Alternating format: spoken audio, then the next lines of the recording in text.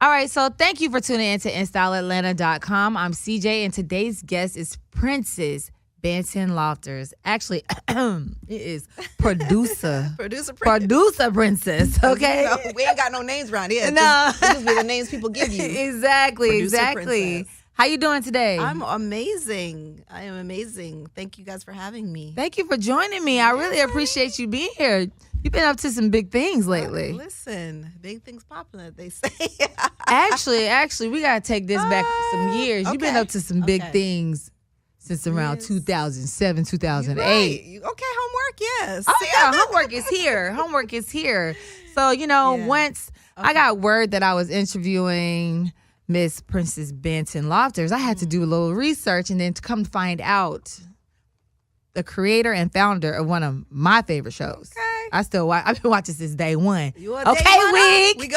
Okay, Wig. I was about to test you. I was about to test you now. Go ahead, day one. I appreciate it. Right. No, Real Housewives of Atlanta. Yeah. This is you. So, you know what people always say? Your reaction is a lot of people's reaction. They say, I'm today years old, or I just found out, or, I think some of the really like you said, diehard day oneers, some of them be like, oh, I think that's her. I think, Right. And my name, people will say my name before they know my face. Absolutely. So that's been an intentional thing of mine for, almost 15 years, right? I really stopped doing mainstream media, I guess. It's all lumped in one, in 2012. Okay. So a lot of people do that. Now they say, oh, wait a minute, I didn't know. Or they'll tie it to something someone else said and be like, Right. wait, what? Are you Princess? Because they know my name. They're, Right. Producer Princess? And that's how they find out. So that's me. So, yeah. All right. So I got a question, because being an Atlanta native,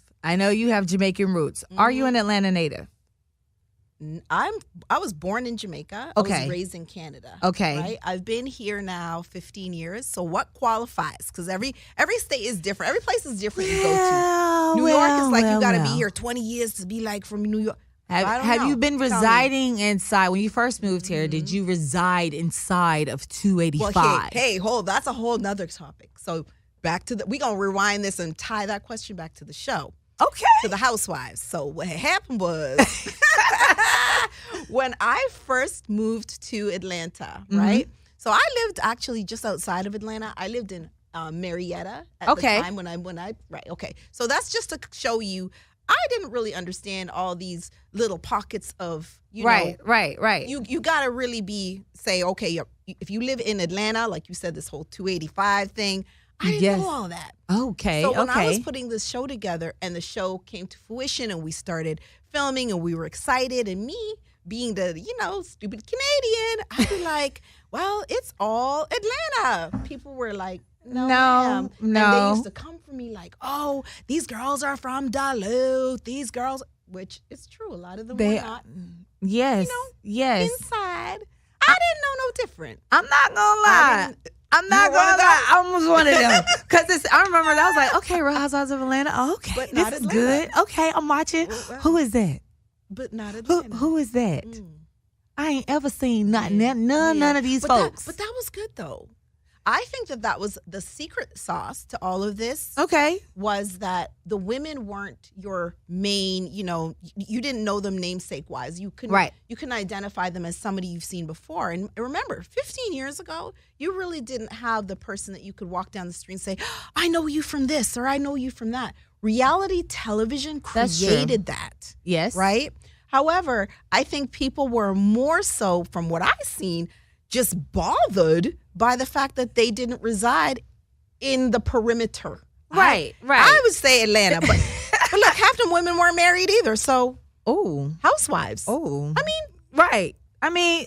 Okay, so wait. No, not necessarily on our show, but on the franchises in itself. Right? Okay. So I was gonna say in Housewives Atlanta, thing. you actually did a service to it where they were all married, but a lot of people were saying, what is this whole Housewives thing, which was not in any way has to do with Princess, right? Right. This was created by Scott Dunlap in the whole franchise itself, right, in Orange County. And so for Princess, it was Princess's take on it, which is putting Black women on television, i.e. Atlanta, right, and making that a thing. Okay. So it was different. Here we have Black women.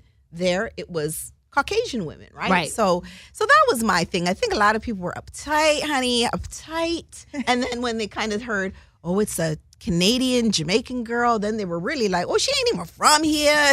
Oh, you know what? It was a thing. But the thing about it is, I do have to give you your kudos for that, for even just taking Atlanta and what Atlanta is, even the surrounding areas. Black people run this city, baby. Okay. This is what we do. And to have the representation of Atlanta and for you That's to go so out important. and pick those women, you know what? Thank you. I got to give you that. Representation I'm not was even important. gonna lie. I got to give you that. Yeah, thank and you. it makes me proud. So I've been, Thank I said, I've you. been watching the show from day one. Okay. So with that being said, yeah. how did you come to pick those women?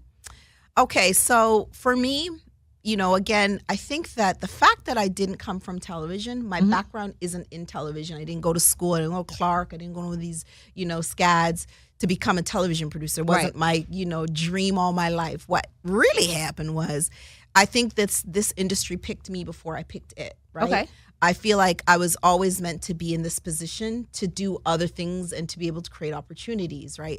The Lord already laid this path out for me. I just walked down it. I like But it. I think, like it. yeah. And so I think that in picking the women, it really came with the backstory of that is, you know, I met a producer, a Hollywood producer, and I'm giving you the short version, honey, because the story is too long for this segment. I read it. You had a mentor over that used to work with BT or something like that. And that's who I initially pitched. Yeah. So I initially pitched I did my homework. TV plug. Yes, honey.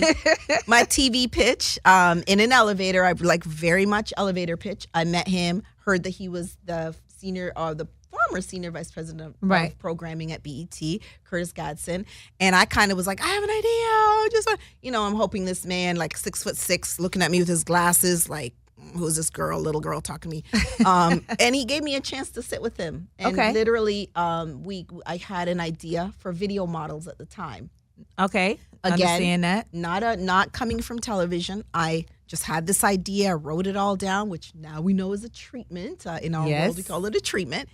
And he graciously gave me his time and just said, let's do this. Let's figure out what it is you want to do, because I feel like you have what it takes to do something big. Right. And he said that to me from the beginning. Okay. This is with no show, no nothing. It was just him helping me produce this reel. Fast forward, as I'm pitching that idea in LA, the same producer I was meeting with, I found out also did this Orange County show, Real Housewives of Orange County, with a different production company. And literally, as it's happening, giving you the short version, I ended up saying, hey, I know you have this Real Housewives of Orange County, but where it's really at is Atlanta. Right. And we have black women that wear fur to the games and drive, you know, Bentleys and live in the 5,000 square foot, 10,000, honey. Because we had a 10,000 square foot Deshaun on the show, square foot house. Okay. And we live like that. We dress like that. We eat like that. We shop like that. Absolutely. And I kept saying, this is what needs to be seen.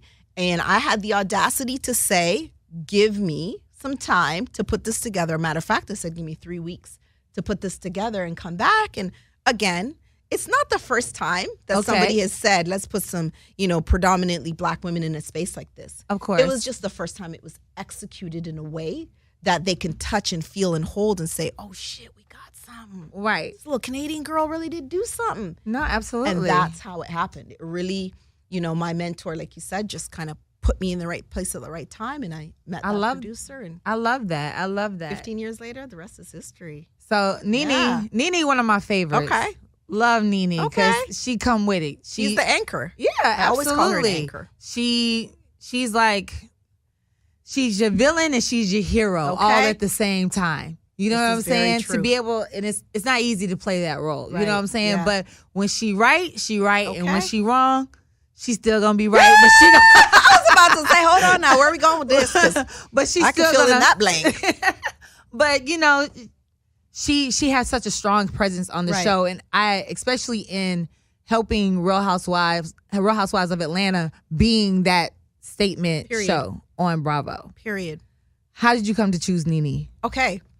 Again, she chose the world the minute I met her. I'm just going to say this. The minute I met Nene, I met her, I went to her house. So just to give you context as well, a lot of people feel like, and because I don't tell the story that often, now I will, felt like maybe there was a big production behind it and all these cameras came in and, all this. No, it was me.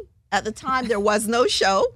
It was me running around Atlanta, hoping that these women that lived far out in Sugarloaf would sit down and talk to me. Right. This Canadian girl. And I was like a kid. I was still in my 20s. I wore Converse. I was very, little tomboyish. And that was literally me showing up to their house to say, hey, I want to interview you. And, by the time I get to their house, I've already talked to them on the phone and did all that. Right. But Nene was very much that. She took my call. She said, come on over, girl. And she answered the door. She had wine in her hand. And I remember she hadn't eaten very much from what she told me. So by then she was a little tipsy.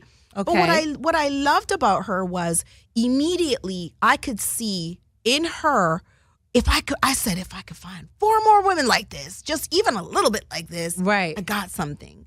And she was so open. Mm-hmm. She believed in it, which was really important because I strongly believed in it. Right. And it's hard to convince other women and just people in general that what you doing this show, girl? What you doing this little show, girl? Especially a girl from Canada, right? It's like, what are you doing? Okay, you want to watch you TV show, sure.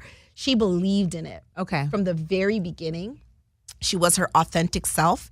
And the minute I met her, I was like, oh my God, she's amazing. And if I could find more women like her. So I asked her, I love you. Who are your friends? Who are your friends? She tells the story, and that's it. I literally, now mind you, I still had to okay them. I still had to say yes. I still had to interview them. And I was interviewing other women in the city. Of course. But that core group. Might as well be friends in the beginning. They were. And might as well be friends because that makes it even more interesting. Sauce. So then that leads me to Kim Zolciak. Okay. When you found out about the whole situation with Big Papa, and then we never saw Big Papa. Okay. How did you think that was even going to translate on camera? Well, you got to rewind. So when I met Kim, similar to Nene, to be honest, I had already said I was only interested in, again, I was extremely bold and I was pretty vocal without even, listen, I think when you go into something not knowing your power or what you should be saying or not saying, like who's an executive, who's not. I didn't care. I don't know if you can cuss on this show, but I didn't care. Absolutely. I said, oh, hey, sir, ma'am, I'm not interviewing anybody who is not black. If you are, period, and everybody knows this, it's not a secret. I said, I want an all-black cast, right? I said that over and over. I was very adamant about that. I kept saying I want women who look like me. I was like, if you brown, like you Indian maybe, you mixed, I was like, okay, we give a little slide. Right. But I interviewed women that to me just represented what I felt like I wanted to see. Okay. And then here come Kim. Kim. We gonna call her Kim. Here comes that is Kim. The funniest nickname ever. I love it. She loves her wigs now. I don't think she shies away. But for me, again, I met her. Okay. Nene referred her. That was Nene's friend. And I remember going, ooh, girl, I don't know. Because, again, I have a very strict criteria for this situation. And it was my choice. Okay. There wasn't even, there was no network involved. It was Princess's choice. I love it. So I say, all right, we gonna meet Kim. Same thing. I knock on the door. Kim answers the door. She has a puppy, a Pomeranian, like them little puppies, Pomeranians, I think they're called, something like that, right? In one hand, wine in the other hand. She has furry bed slippers on. I remember it was like literally like it was yesterday. And she was Kim from, she literally, hey girl, come on in. I want to say she had a cigarette in her hand, child, but I would not be surprised. Listen. I would not be surprised. Okay. And I loved her. And I said, oh, shit, I might need to rethink this whole all black thing. But to me, it wasn't even rethinking. It was about the ingredients that I knew it was going to take to make a successful show. Right. And to be able to, quote, sell it, right? And make sure that these producers loved it. So that's how Kim got in the fold. And I think it was a unexpected wild card that was a blessing for us. Absolutely. It really was. All right. Yeah. So when it came to doing everything, shopping the show to them, them saying yes, picking it up, shooting everything, there has been a lot of not so much controversy, but talk in terms of women getting the credit that they deserve for the things that they have created, especially Black women. Yeah. And Dwight is like one of my, like a family member to me. So even when I had a quick conversation with him about you, he was like, she didn't get the credit she deserved. She never got the credit she deserved. Sure, yeah. I was even like, is her name in the credits? I went to some 15 years later. Yeah. Okay. I actually went on, I saw one episode. I literally just watched it before I came here. It was season 9. It was the She Did That episode where Sheree debuted her house because it was finally ready. Okay. Right. So tell me. And then at the end, though, when Sheree's standing on the steps, she's like, "Thank you for everybody coming to be here." Blah blah blah. All I was looking for was Princess Banton-Lofters, lower left, and I was like, "Sis did that." Period. What did it take to get that done? Okay. So I'm glad you brought that up. A lot of people do talk about credit, and I think when you talk about credit, you talk about the verbalization of said credit, right? So saying the person's name, saying, declaring what you've done, and making sure that people understand what you've done in terms of the physical act of doing. For me, it was more than that. When the show, I worked on the show, first of all. Like after the show kind of, came together, it was very quickly, and everybody was here filming. What I had the presence of mind to know is that I had value, and I brought a great deal of value because I produced all the stories in order to get the show, this first season, going. All of the things that you see in season 1 were things that all the girls told me prior to getting signed, right? Gotcha. Prior to the show being picked up. I understood my value. And so I'm working on the show, working with the girls, everything is happening. And one of the executives whispered in my ear and said, "Hey, look, have you negotiated a contract yet?" And I hadn't yet, but I knew I was going to. That was the plan. Right. And she kept saying, "Don't forget to, I know you're busy working," because it was season 1, honey. It was crazy, right? We were guerrilla style for real. We were guerrilla style in real form. If you look it up, there is us running, doing the job of 10 for every one person. But I kept remembering that I was busy every day. I'd start early, end late. And I literally said I had to take time to make sure that I secure my future and secure my legacy. And that's exactly what I did. Halfway through season 1, I got a lawyer, honey, great, amazing lawyer. I love it. She did not settle or negotiate. She literally was like, "Oh, girl, we're not even going to entertain some of this stuff. Just keep on working, girl. You ain't going nowhere. Keep on working." And I kept working quietly. And when that contract came through, she said, "As long as your name is in the credits for life, you're locked for life, and you get paid for life, that's it. Whatever you choose to do after that, you choose to do. So if you want to stay public, you want to go private, you want to whatever you want to do." It was the smartest decision I ever made. And I'm glad that I listened to that advice, because I could have taken a payout. I could have done a lot of things. Right. And then here you'd be looking up for my name like, "Ooh, child, I don't even know if this is real, child, because where is her name?" And you'd have to, especially because I'm not in the media like every day like a lot of people are, you'd really have to question it like, "Oh, shit." But you as a journalist and as an investigator have to say, "Let me look this up, child." Yes. Oh, there it is. Let's go. Because Mariah Huck, she's been going through it with Married to Medicine and having that fight and struggle. But one thing about it, I've always seen Mariah's name very big on Married to Medicine when in the credits. So that's why to prepare myself for this, I was like, wait, I made a couple of phone calls. I was like, have we ever seen Princess name in the credits? Oh no. And I just said, you know what?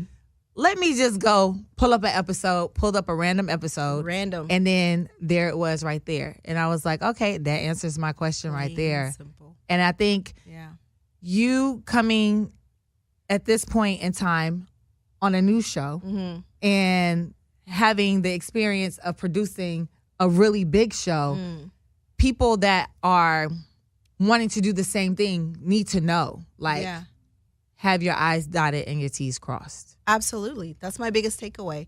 I think when people because people get very, there's a lot of mixed feelings on me being more public about the creative side of things, and for good reason. I think as women, if we don't continue to credit ourselves and let people know that we exist and we are behind things, then like you said earlier, it just waters down who we are, right? It doesn't allow that other, that 14-year-old girl saying, gosh, I wonder if I could do that. And then she pops up and sees someone like me, like you, and says, well, I'm like Mariah, I think I can do this. Right. I think that that's where it's important to make these conversations and have these conversations and just let people know, like, we've been out here doing it. Right. You're right. And but from the other lens, like the in front lens, I think a lot of people confuse being in front of the camera and behind the camera. There's a lot of like confusion. Mariah did it the right way, where she put herself on her own show, right? So she could get her credit and let people know who she is at the same time. So it's television. So how do you feel when you have somebody that's like a Andy Cohen that wants to come and kind of take credit for everything that you put together in terms of that specific part of the franchise? Yeah, I don't see it that way. Okay. Right? I don't know. Maybe it's the Canadian in me. Maybe it's the I'm a very, very diplomatic person. Because I understand the behind the scenes framework of everything, I'm never bothered by any of that, because at the end of the day, Andy Cohen is who said yes to me. A lot of people don't know that. I like the way you put that, though. Absolutely. If he had not said yes to this franchise, he was the senior vice president of programming for Bravo for years. Okay. So some people know that, some people don't. I'm sure most people know that. Right. And absolutely. what he was the yes man, period. He said yes to Princess. I am grateful for that forever, because he could have very well said, no, we not going we're not going to try this here black show. Right. But he very much was interested. And that being said as well, the politics behind the executives and who does what and who gets credit for what and how that all works and why people don't get executive producer credits and only, all these things are all the red tape. Right. And it's difficult for you to sit and explain it all. But just to answer your question, Andy was the one who was behind Orange County. Right. He then said yes to Atlanta. He then said yes to New York and Beverly Hills, and he's that person. He also was able to do something for himself that many people aspire to do, and some are now doing it, the Carlos Kings of the world. Right. He said, hey, I see an opportunity for me to tie myself to something that I did. I don't take that away from him. Right. I should have been a smarter bitch and did that myself.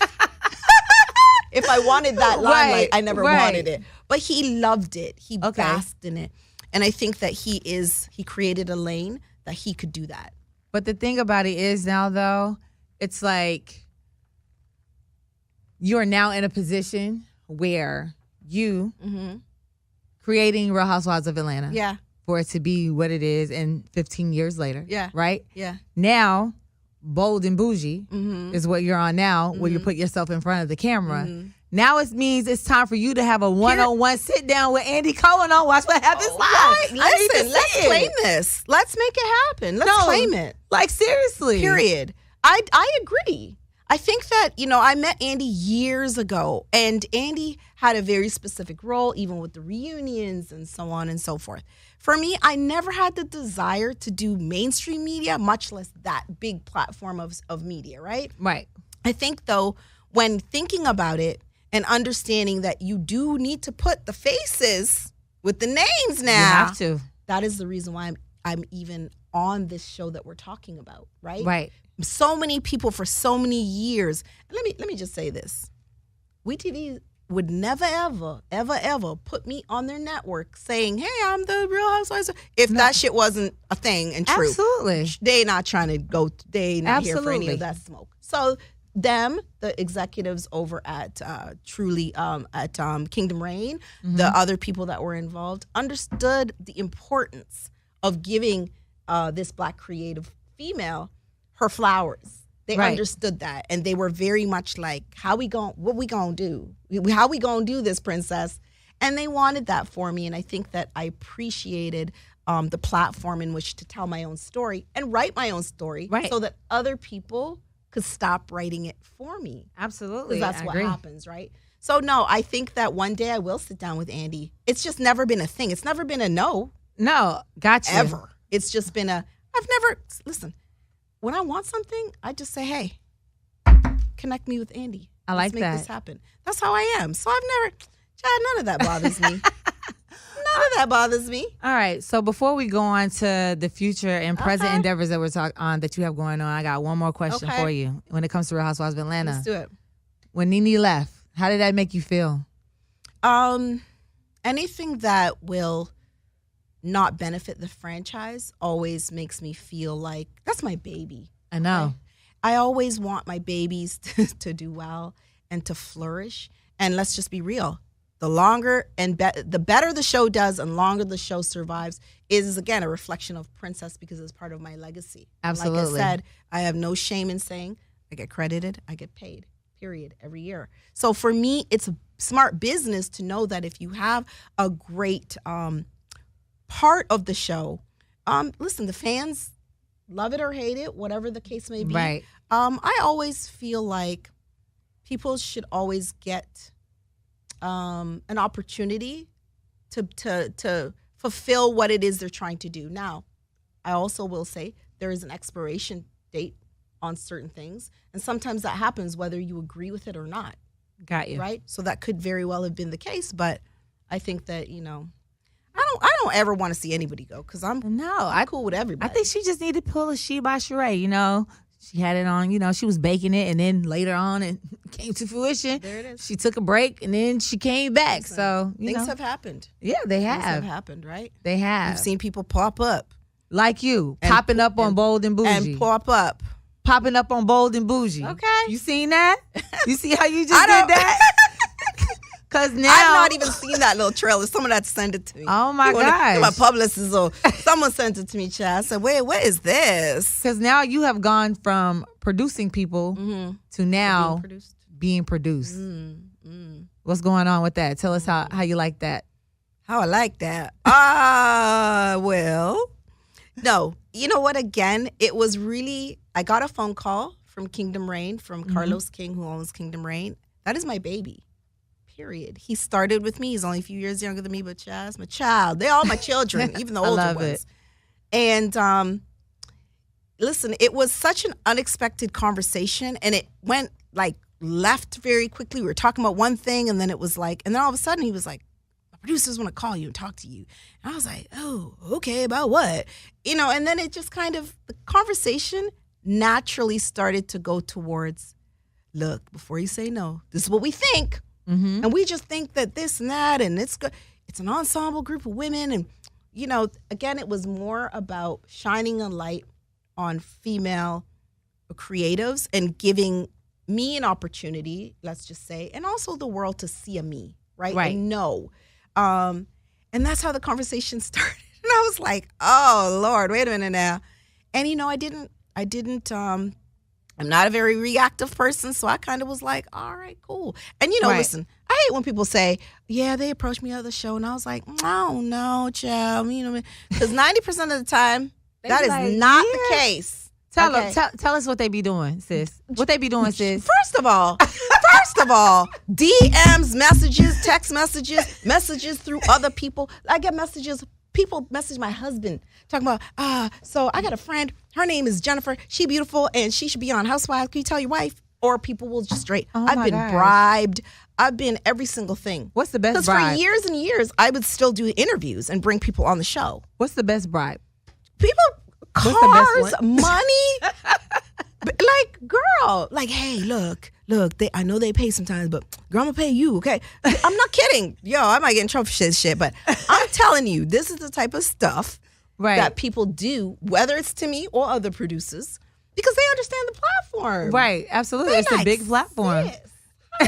Overnight. How we gonna do this? It's overnight. Overnight. Especially that one? Exactly. Overnight, baby. You put your big toe in there, but you can't buy that type of advertisement.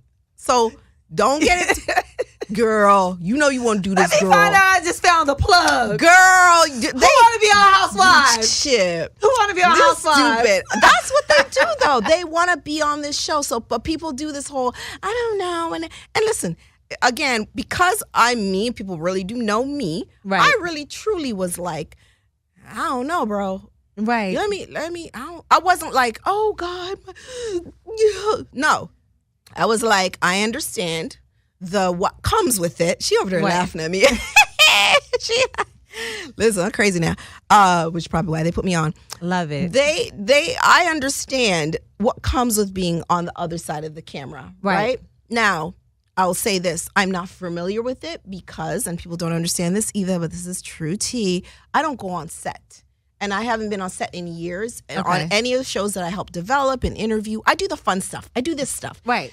This is who you are, girl. Tell me about yourself, girl. Let me get on your business, honey. You got, you married, girl. You date. That's what I do. I do the fun stuff. I pitch them to the network, production companies, producers, and I watch them flourish into these beautiful on-camera personalities. Right. From afar, from my house, from the beach. Right? I love that. Okay. I don't do all the on-set stuff because it really, truly is not something I signed up for.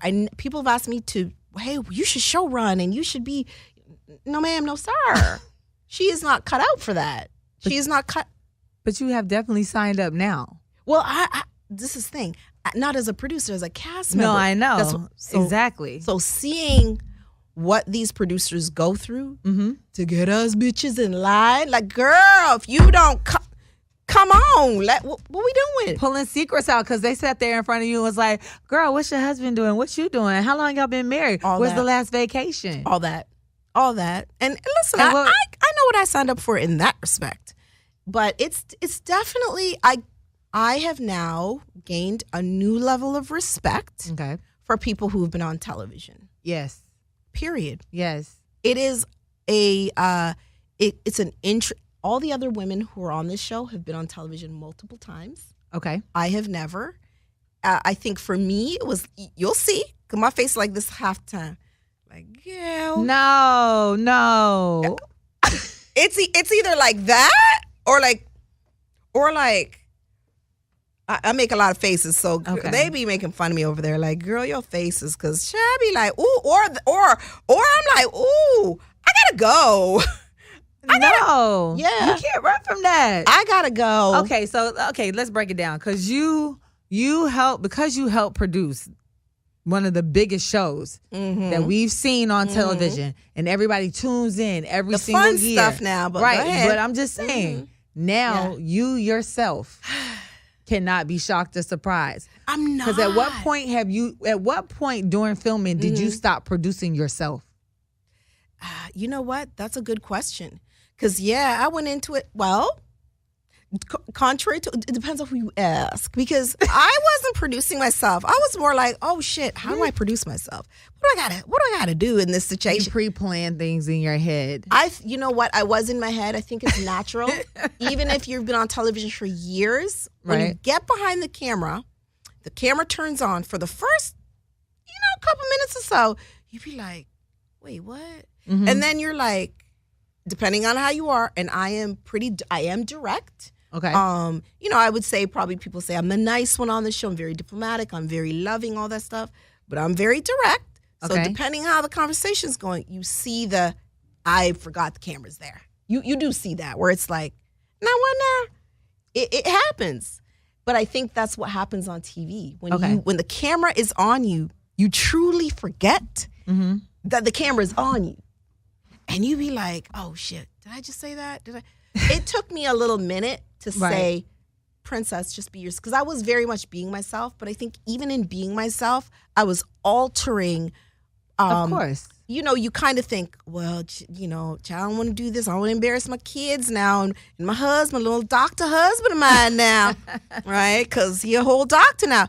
It was something you think about. Okay. I think towards the end, I was like, what are we doing? Because, and I had fun with it. Right. I will say it is an experience that I enjoyed because I enjoyed all the girls. Right. I really loved the girls on the show. Good, bad, whatever you want to say. I was like, girl, I like you. So that was about to be my next question. Yeah. Were you all friends? at first, or did you just know each other or know of each other? We knew of each other and knew each other to some degree. I think for me, I was most familiar with Tamika because we had spent time in the last couple of years, ironically, just around each other. She'd come to parties I've had, and I would support things she does. I've known Malaysia for years indirectly, but not hung out with her.